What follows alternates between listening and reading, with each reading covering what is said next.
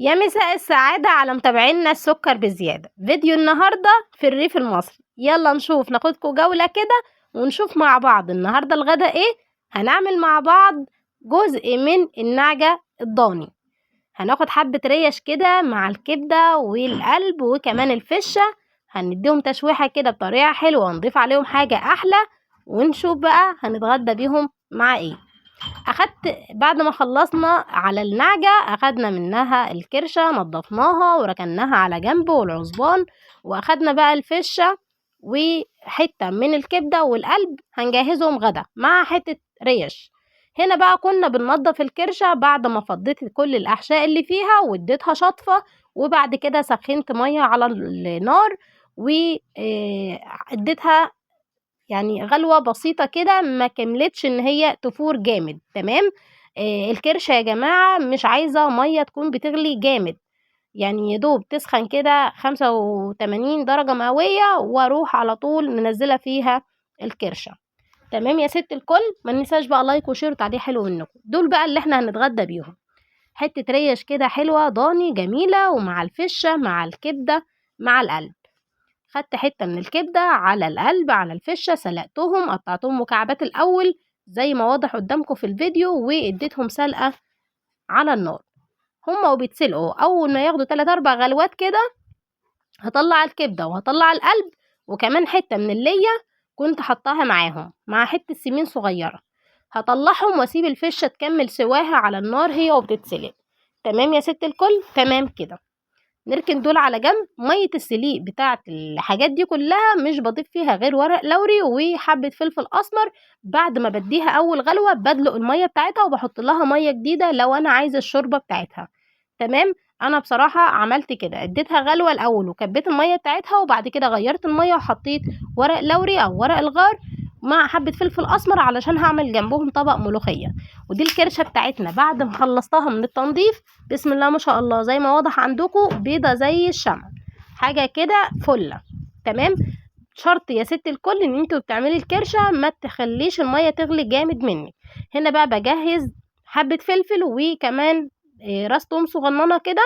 وهنا عايزة اقول لكم كمان ادعوا لي بالشفا، علشان انا بقطع الفلفل في الوقت ده كانت السكينة عورتني جامد.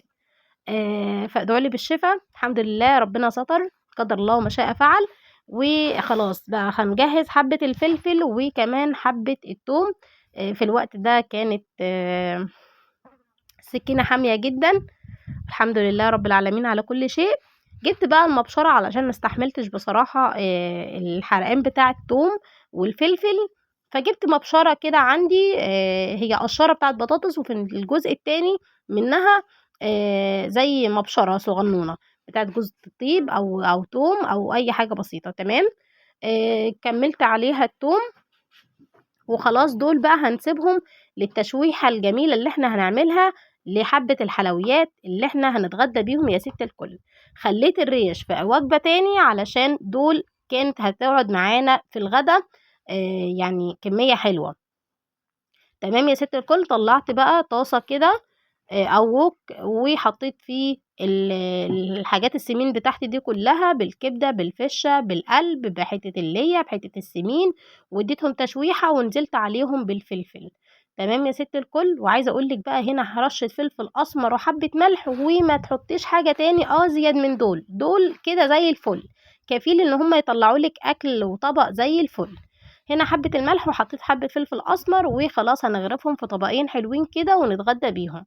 كنت في الوقت ده عاملة عيش مصري طازة، وكان ما شاء الله الغدا زي الفل مع حبة بتنجان مخلل. وكمان عملت مكرونة محمرة وركنتهم بقى على جنب هنغرف مع بعض الجزء ده. نرجع بقى للريش بتاعتنا وكمان الكرشة.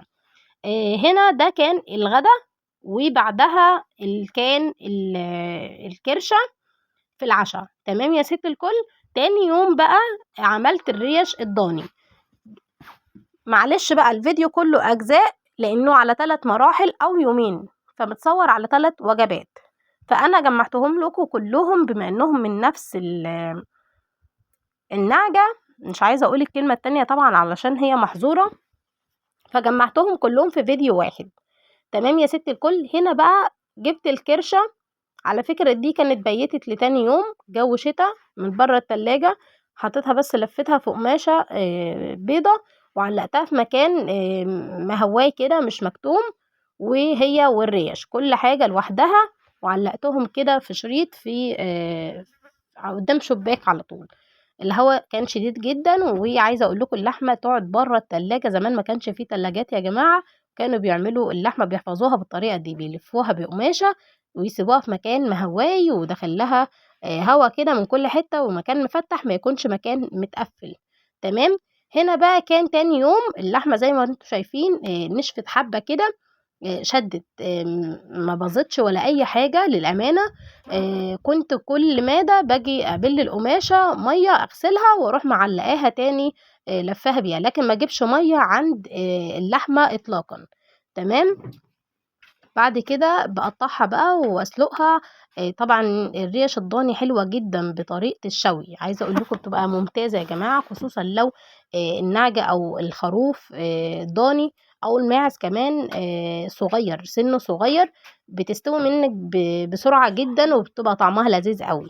هنا طبعًا قعدت أعافر بيها إن أنا أكسّرها وكده، لإني ماسكة سكينة مش ساطور.